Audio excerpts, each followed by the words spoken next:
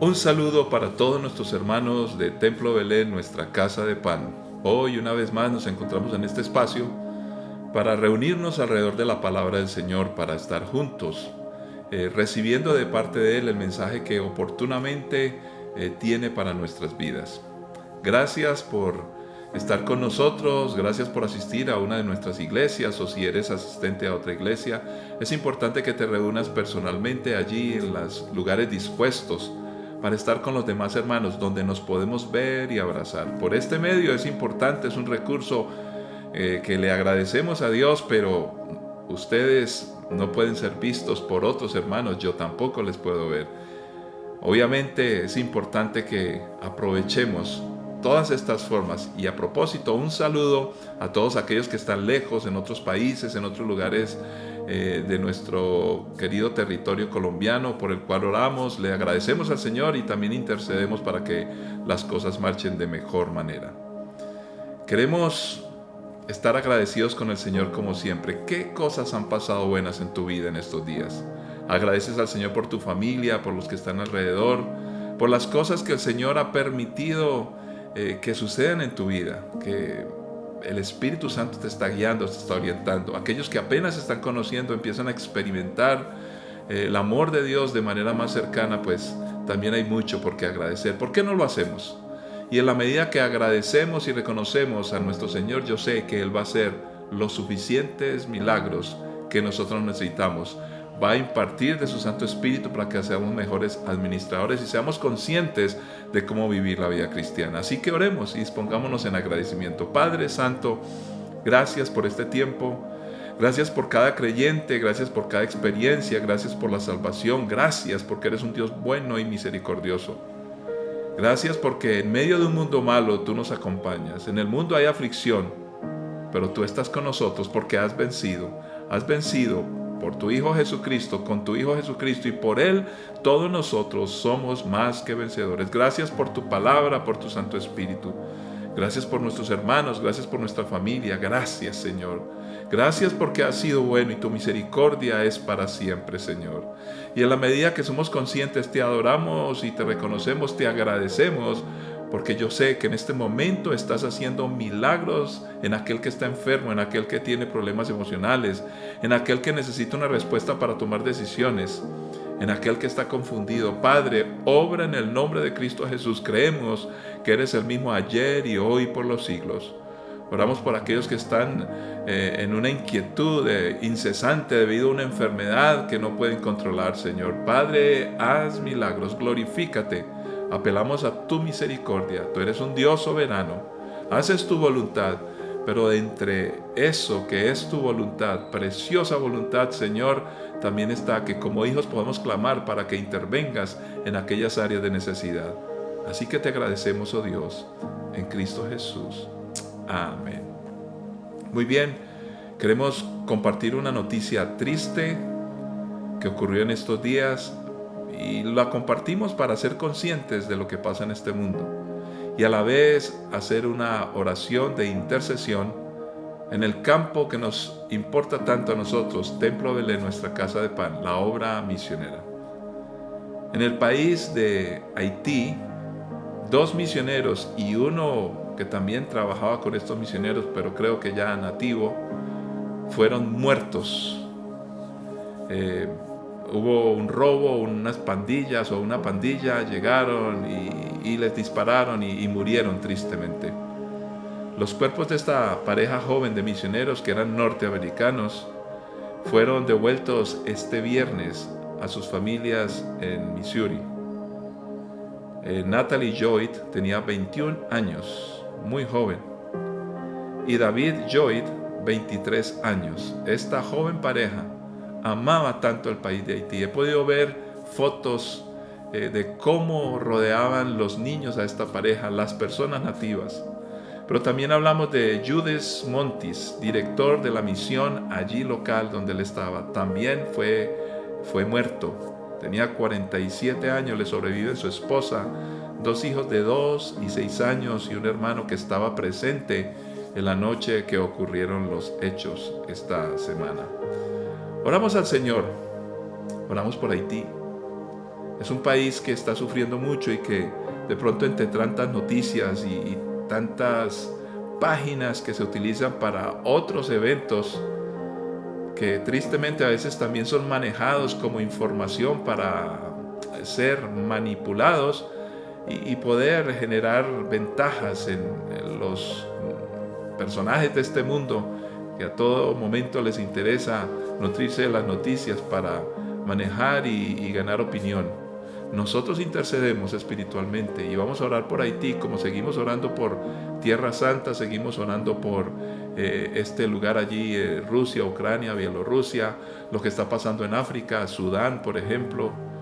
En fin, tantos lugares que la misericordia de Dios está presente. Padre Santo, Señor, gracias porque tú has sido bueno. Clamamos e intercedemos en estos momentos por la familia de esta pareja preciosa, los padres y madres de los dos jovencitos, Señor, que con mucho amor siempre fueron levantados en el temor tuyo y quisieron siempre ir al campo misionero. Padre, glorifícate en estas familias, bendice y fortaléceles, y también a la iglesia, Señor, a toda la iglesia, tanto en los Estados Unidos como en Haití, también a la familia de este hermano que era líder allá en Haití. Señor, Padre, la iglesia en Haití, fortalece los obreros, fortalece los misioneros, fortalece los creyentes, y hacemos una oración de misericordia y de compasión. Te pedimos, Señor, que toque las vidas de estos jóvenes y de estas pandillas, Señor, ellos que tengan una oportunidad,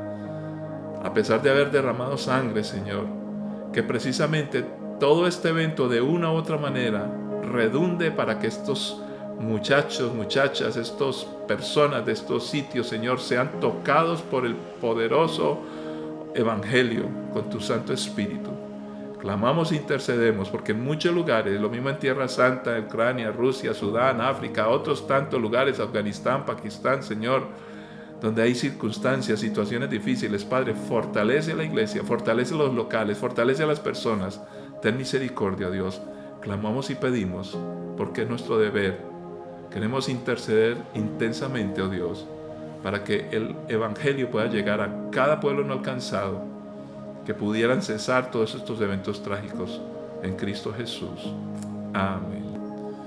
Precisamente hoy queremos compartir un tema, diría yo, interesante porque es profético, pero bastante pertinente porque tiene que ver y de una u otra manera se conecta con las realidades que estamos viviendo en un mundo complejo y difícil. Y vamos a irnos al libro de Apocalipsis, capítulo 12, versículo 17. Así que el dragón se enfureció contra la mujer y le declaró la guerra al resto de sus hijos, a todos los que obedecen los mandamientos de Dios y se mantienen firmes en su testimonio de Jesús. Padre, es tu palabra y como siempre, con suma urgencia la necesitamos. Glorifícate y ayúdanos, Señor. Queremos recibir en el corazón y poder caminar de manera apropiada, como tú lo esperas, para bendecir a nuestros hijos, a la siguiente generación, a aquellos que todavía no te conocen, para que el Evangelio perdure y toque las vidas de aquellos necesitados. Lo hacemos en el nombre de Cristo Jesús. Amén. Queremos hablar hoy de una propuesta del libro de Apocalipsis. Recordemos a Juan, el escritor, donde el Señor le revela, le muestra y le dice: mire, escribe lo que has visto, lo que ves y lo que vas a ver. Refiriéndose básicamente a tres momentos: pasado, presente y futuro. Hay una conexión intensa entre todo. De tal manera que, creyendo nosotros en lo que se llama teológicamente la visión telescópica de la profecía, quiere decir que los eventos futuros no están desconectados del presente y del pasado, y que de una u otra manera tienen su presencia en tiempos previos al cumplimiento precisamente. ¿Qué nos quiere decir la palabra del Señor con esta profecía? Y hablemos entonces de el dragón que se describe allí contra aquellos que obedecen los mandamientos. Dragón versus los obedientes a los mandamientos de Dios. Pero la pregunta es, ¿por qué esta enseñanza? y quiero hacer una claridad. La intención de la enseñanza de hoy no es hablar de profecía solamente. Necesitamos tener un contexto por qué lo vamos a enseñar. No buscamos asociar el tiempo del cumplimiento de esta profecía, que es futuro, que está allí en el capítulo 12. No queremos decir que lo que pasa hoy es exactamente el cumplimiento ya en el tiempo de esa profecía. Estoy hablando del tiempo del momento. Entendemos que desde la caída Dios tiene la intención de redimir, rescatar y salvar.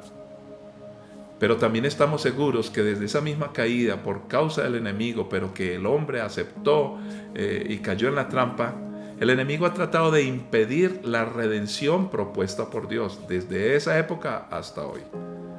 La intención y el espíritu de destrucción del enemigo se puede leer en este capítulo 12. La intención de Satanás, que ha sido desde siempre, desde que ha estado, en su deseo de impedir la obra salvadora de Dios. Esta intención perversa se cumple y se ha venido cumpliendo. En el tiempo, cuando se cumpla la profecía, pues va a suceder de una manera concreta y específica, y volvemos a decirlo, en un tiempo específico. Pero eso sí, hoy sí vamos a asociar lo que pasa en ese tiempo, cómo se presenta en el tiempo de hoy, aunque no necesariamente sea el cumplimiento del momento, pero el espíritu, la tendencia, la intención del enemigo pueden estar presentes hoy. Ahora, los hechos serán los que evidencian esta intención del enemigo.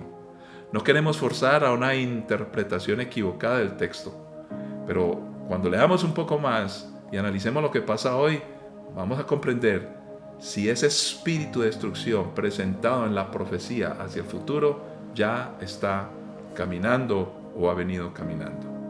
Segunda carta a Tesalonicenses nos dice, versículos 5 al 7 del capítulo 2. ¿No se acuerdan de que les mencioné todo esto cuando estuve con ustedes? Y ustedes saben qué es lo que lo detiene, porque solo puede darse a conocer cuando le llegue su momento. Pues esa anarquía ya está en marcha en forma secreta y permanecerá secreta hasta que el que la detiene se quite de en medio. Este pasaje del cual ya hemos hablado nos muestra claramente que muchas cosas que no han pasado están siendo detenidas, pero que ya están presentes. Por lo menos la filosofía, el pensamiento, la intención ya está, aunque el cumplimiento se va a dar en el momento específico que Dios lo permita. Ahora, vamos a leer otros versículos, el del capítulo 12 precisamente, los demás. Vamos a ver qué nos describe y pongamos atención la descripción de los personajes e imaginémonos las escenas que surgen de esta narración. Entonces, fui testigo de un suceso de gran importancia en el cielo. Vi a una mujer vestida del sol, con la luna debajo de los pies y una corona de 2 estrellas sobre la cabeza. Estaba embarazada y gritaba a causa de los dolores de parto y de la agonía de dar a luz. Luego fui testigo de otro suceso importante en el cielo. Vi a un gran dragón rojo con 7 cabezas y 10 cuernos y una corona en cada cabeza.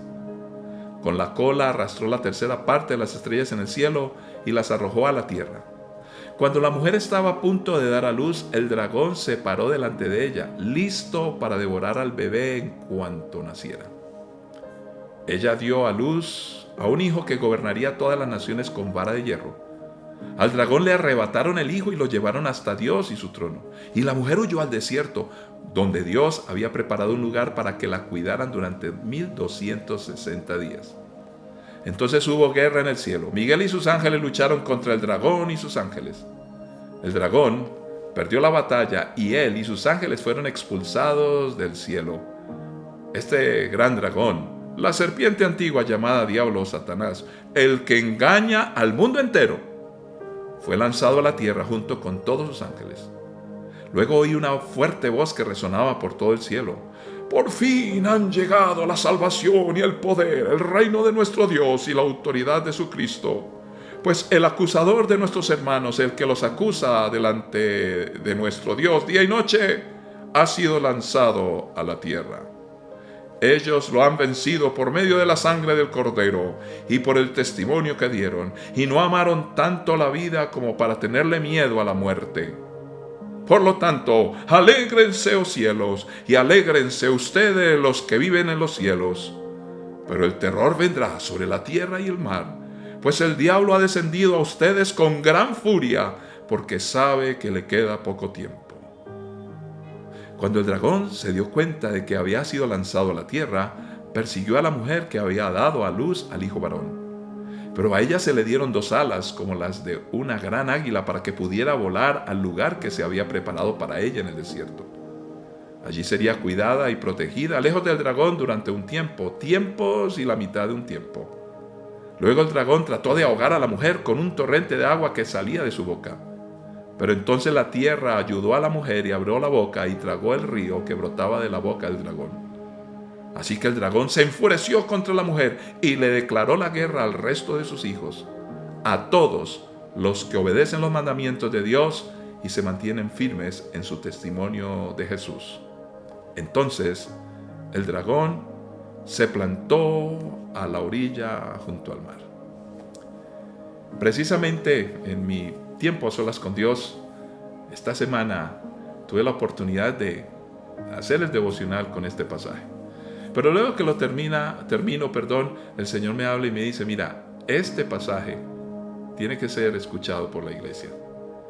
Y luego hay unos sucesos que están pasando en nuestro amado país y en el mundo entero que conectan precisamente con la situación descrita acá. Es una palabra oportuna, me bendijo en mi devocional, pero ahora yo quiero compartir con ustedes, no exactamente mi devocional, pero sí lo que dice la palabra de Dios a la iglesia. Yo también soy iglesia y por eso Dios me habló, pero quiero compartirlo con ustedes. Y vamos a mirar los personajes que aparecen allí. Y con esto empezamos a escribir lo que la profecía dice y a entender. Aparece una mujer vestida del sol, con una luna debajo de sus pies y con 2 estrellas. El capítulo 9 de Romanos nos habla claramente que Israel es el pueblo que Dios escogió, no es un pueblo que Dios prefiere. Quiero aclarar eso y lo vamos a notar por qué y tiene que ver con el mensaje. Es el pueblo escogido con un propósito y un fin. Muchas responsabilidades, muchas dificultades que ha tenido que pasar el pueblo de Israel. Algunos dicen que esta mujer vestida del sol es la Virgen María.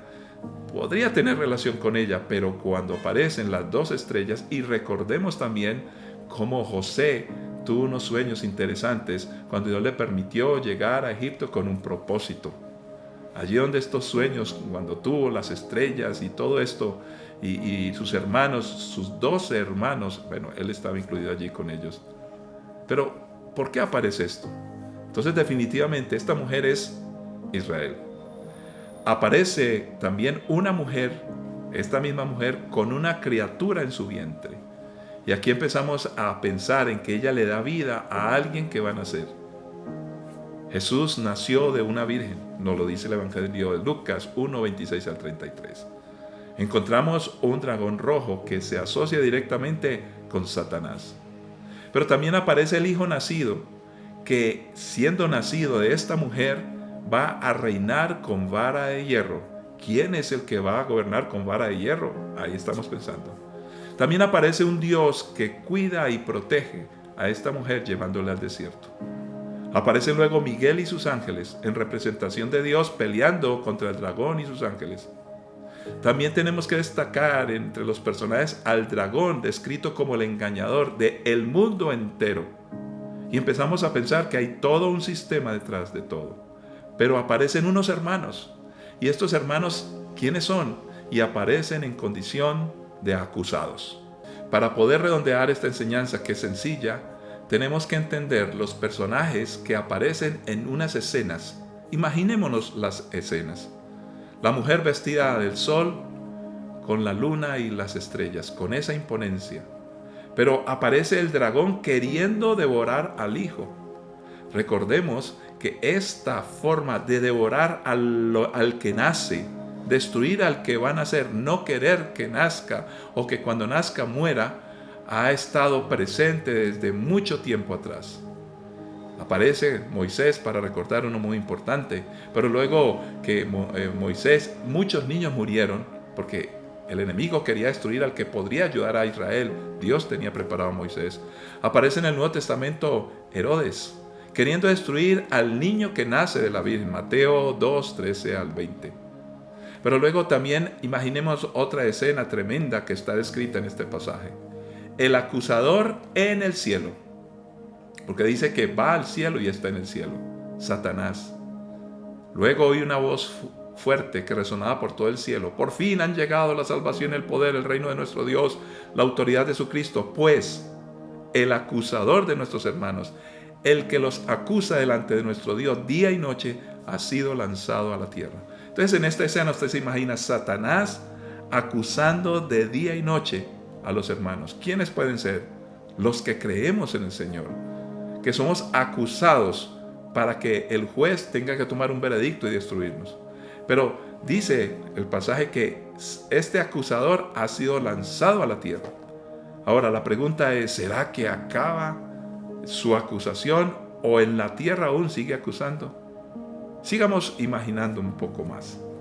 El acusador en la tierra, porque dice, el diablo ha descendido a ustedes con gran furia porque sabe que le queda poco tiempo. Y va a empezar a hacer lo que sea para impedir que la gloria y el poder y la obra de Dios se cumpla en una humanidad caída. Luego imaginémonos esto, la persecución a la mujer que da a luz. Esta mujer representa al pueblo de Israel y es atacada espiritualmente y físicamente. No podemos ignorar acá que aparece entonces, y ahora sí vamos a relacionarlo con la época actual, un ataque a Israel. Y cuando digo Israel me refiero a las 12 tribus, al pueblo de Dios. Y tenemos que asociarlo con lo que está pasando hoy. Sí, yo sé que de manera multitudinaria países, personas, políticos, hasta inclusive creyentes cristianos, empiezan a oler antisemitismo. Empiezan a atacar al pueblo de Dios por lo que está sucediendo. Algunos dirán, pastor, pero usted entonces está de acuerdo con lo que está sucediendo. No hemos dicho eso. Pues inclusive en la misma nación de Israel, muchos de los judíos ortodoxos, otros no ortodoxos, de todas las tendencias, tienen discrepancias fuertes con el presidente o con el primer ministro de esta nación. Lo interesante acá es que, si bien muchos no van a estar de acuerdo con la muerte que está ocurriendo por estas incursiones de los judíos, precisamente en esta región, debemos de recordar que este es un gobierno que ni siquiera es popular en su tierra. ¿Por qué? En aras de ser honestos intelectualmente y ser lógicos, ¿por qué los que quieran estar en contra de este evento donde mueren muchas personas, incluidos los mismos soldados judíos, y muriendo gran cantidad de familias, o destrucción en esta región, ¿por qué no dirigen todo su ataque contra la persona que, por lo menos, si no están de acuerdo, dice, está tomando estas decisiones, este gobierno está tomando estas decisiones? No, ni se le nombra, si acaso algunos saben cómo se llama. Simplemente, en términos generales, dicen los judíos. Conociendo un poquitico lo que está pasando allí de primera mano con nuestros amigos, tenemos misioneros allá, iglesia, tanto en Palestina como en la parte de Israel. Pues ellos saben muy bien que aún en esa misma región no se puede confundir a un gobernante con todo un pueblo. El antisemitismo es parte del cumplimiento de la profecía. Se generaliza porque al enemigo le interesa no que acusen a un presidente, no que acusen a un gobierno de hoy, de esta época, sino que todo el mundo voltee sus ojos para destruir a los judíos. ¿Por qué se ataca más al conjunto de judíos que a las acciones de un líder? Se les tilda invasores, colonizadores. El lenguaje de odio a los judíos se vuelve a usar, como tantas veces en la historia bíblica, como sucedió en la época del nazismo. Recientemente pude estar allí, al lado de una de las sinagogas más importantes del mundo, donde justo al lado había un cementerio, cosa que no es permitida en las sinagogas. Pero puesto que recuerda 600,000 judíos que fueron encerrados en Budapest, Hungría, y allí murieron muchos, hay identificados 200 muertos en este cementerio. pero son fosas. Hay más de 2000 cadáveres. De la mayoría, 1800 o más, nunca se supo el nombre. También aparece allí un ataque a la iglesia, con acusaciones en el cielo y en la tierra. Miremoslo así. El enemigo siempre ha querido acusarnos a nosotros delante de Dios. Y cuando Dios nos deba condenar o nos debe condenar, aparece Jesucristo tomando nuestro lugar y somos inocentes espiritualmente. Entonces ese acusador quiere destruir la obra de Dios. Pero ahora acá en la tierra también nos quiere acusar.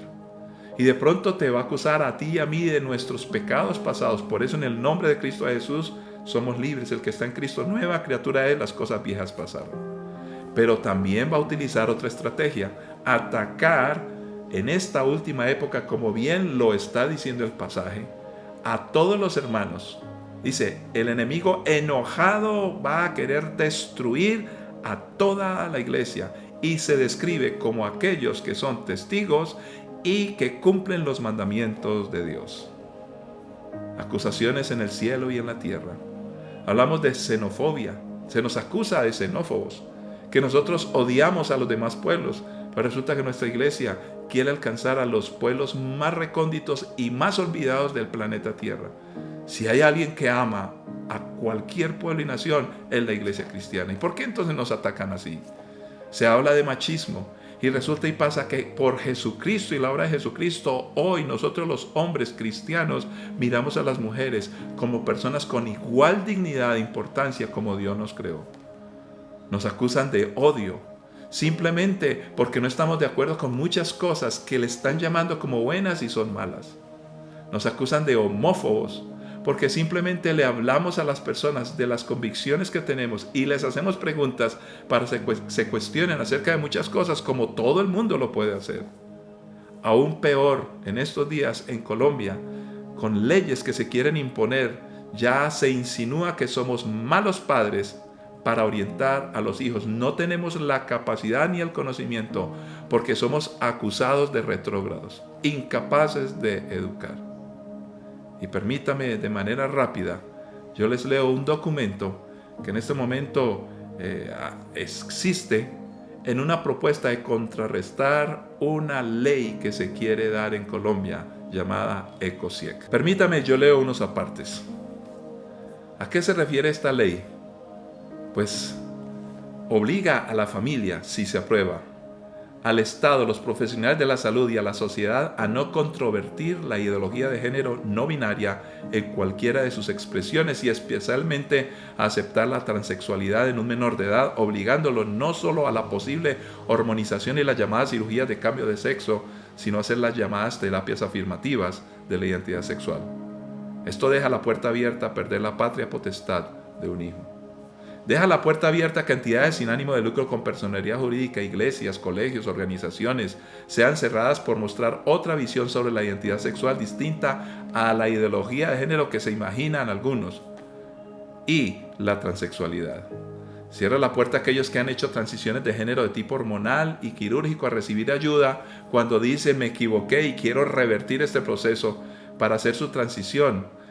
Y si ellos buscan ayuda, entonces no se va a poder hacer. De tal manera que lo que están buscando es violar la libertad humana y aún la religiosa. Los únicos lineamientos aceptados para tratar la disforia de género o la confusión a la identidad van a ser los de la OMS, que son solo en clave de afirmación de género. Quedará prohibido otro manual académico que hable de algo distinto a ello, incluso la Biblia o libros espirituales para tratar temas relacionados a la sexualidad y la identidad humana. Y aquí quiero anotar de manera rotunda que de una u otra manera esto que quieren imponer simplemente va en contra de unas creencias fuertes y firmes que nosotros tenemos.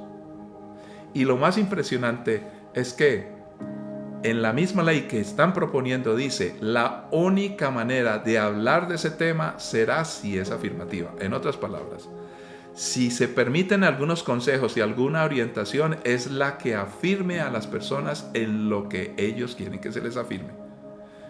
Si somos honestos, si se va a prohibir cualquier tipo de consejo para que la persona en su facultad personal decida, pues deberían de prohibir inclusive la terapia afirmativa. Este proyecto de ley hacia la afirmación de este género psicológicamente utiliza lo químico o lo quirúrgico. Puede generar daños irreversibles a mediano y largo plazo, como la mutilación genital, daños físicos, la esterilidad, cáncer temprano y daños psicológicos graves, tanto en las personas que expresan la disconformidad con su cuerpo como aquellos que, ya habiéndose sometido a tratamientos, desean detransicionar. En términos prácticos, al padre de familia o docente que eduque o procure ayudar a quien le solicite libremente a sus hijos o estudiantes con un enfoque diferente a la aceptación y la afirmación de diversas identidades y orientaciones sexuales, como la homosexualidad, conducta lésbica y transexualidad, va a ser sancionado.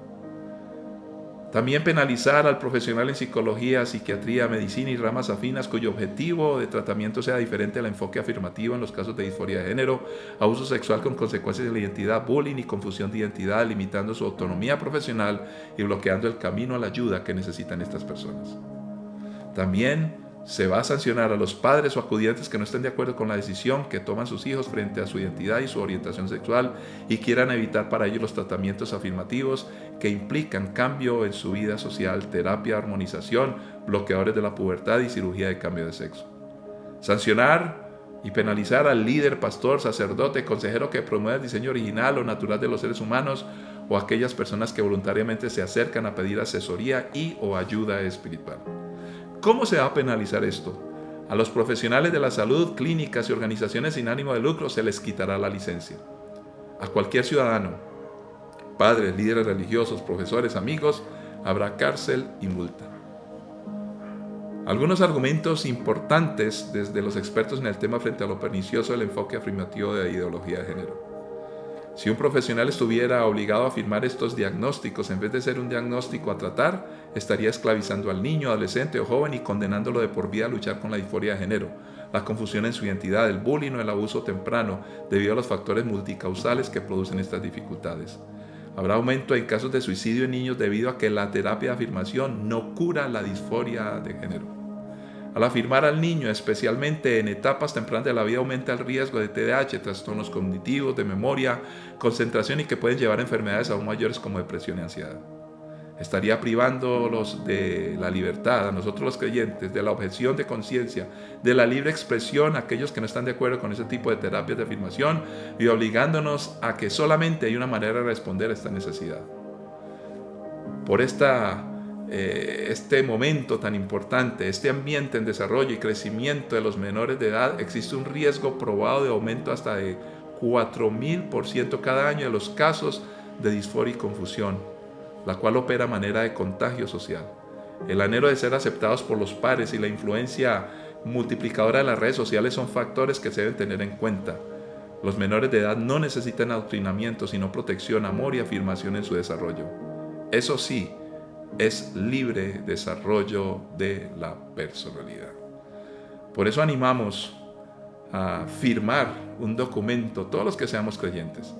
Yo ya sé que los miles que ya se han firmado, ya hay bastantes firmas, no podría decir la cifra ahora, pero son miles de firmas, pero queremos aumentar otras miles más. Y todo para poder resumir y decir que nosotros los creyentes, en un momento natural y profético, vamos a ser atacados y estamos siendo atacados por nuestras convicciones. Antes de concluir y para orar, quiero repasar fuertemente el versículo inicial. Si obedecemos la palabra, vamos a ser atacados por el enemigo. Pero no hay opción. Obedecemos porque somos hijos de Dios. A todos los que estemos firmes en mantener nuestro testimonio, en nuestro modelo, comportamiento, en nuestras convicciones, vamos a ser atacados.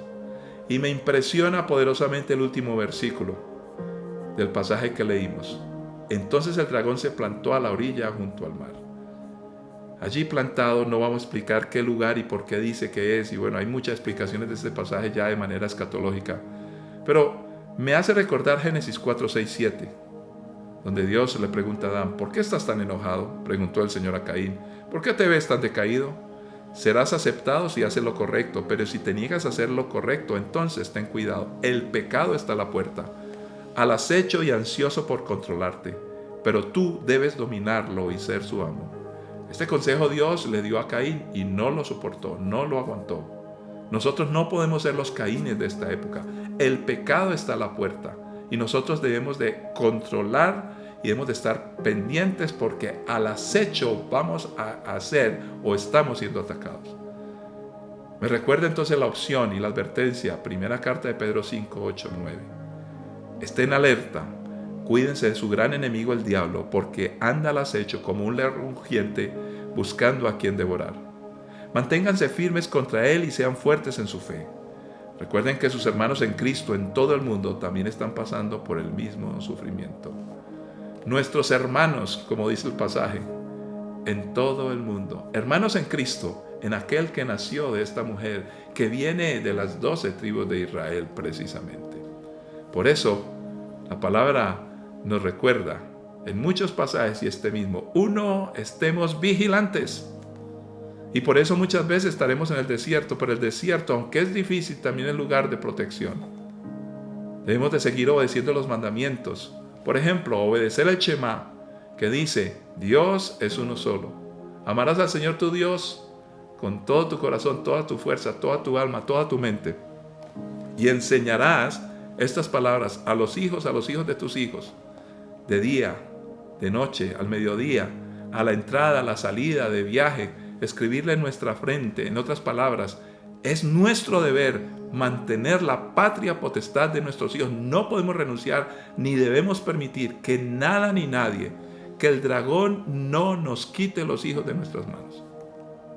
Por eso, aunque él intentó destruir al pequeño que nació, dice la palabra del Señor que se le quitó, y por eso hay una guerra espiritual.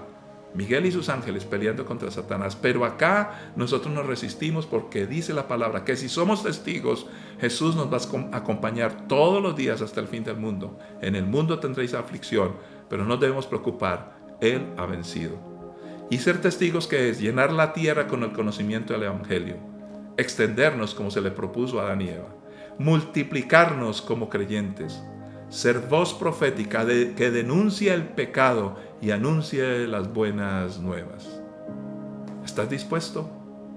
Recordemos, el dragón ya está atacando y destruyendo. No permitamos que nuestros hijos y nosotros mismos seamos atemorizados, porque hay un Dios grande y poderoso que nos guarda y nos bendice. Padre que estás en los cielos, oramos por la iglesia, Señor, oramos por nosotros, oh Dios, porque en estos días tenemos que enfrentar de manera práctica los ataques del enemigo. Señor, y como nos lo recuerda Pablo, no es atacar las personas. Nuestra lucha no es contra sangre y carne, sino contra principados y potestades en las regiones celestes, huestes de maldad. En el nombre de Cristo Jesús nos levantamos con nuestra identidad y guíanos, Señor, te pedimos, para que nos orientes cómo tomar las mejores y mayores decisiones prácticas, siempre basándonos en las Escrituras y manteniendo nuestras convicciones intactas, transmitiéndolas a nuestros hijos, la generación que viene. Fortalece a nuestros hijos que están en el colegio, la universidad. Ayúdanos a ser claros y controlar y no permitir que las redes sociales, las noticias falsas y esa mentira del diablo que susurra al oído, pues se anide en nuestro pensamiento y destruya esas convicciones fuertes que tenemos. En Cristo Jesús oramos, creemos y pedimos, oh Dios. Amén. Por eso les invitamos para que, si tienen la oportunidad, en nuestra iglesia están dispuestas las hojas para que firmemos, para que esta ley no llegue a ser sancionada como positiva o que quede en nuestra legislación colombiana. Que la paz y la gracia de nuestro Señor nos acompañe. Él está con nosotros en medio del desierto, en medio de los ataques, pero creemos a Dios y seguimos adelante. Nos encontraremos en una próxima ocasión.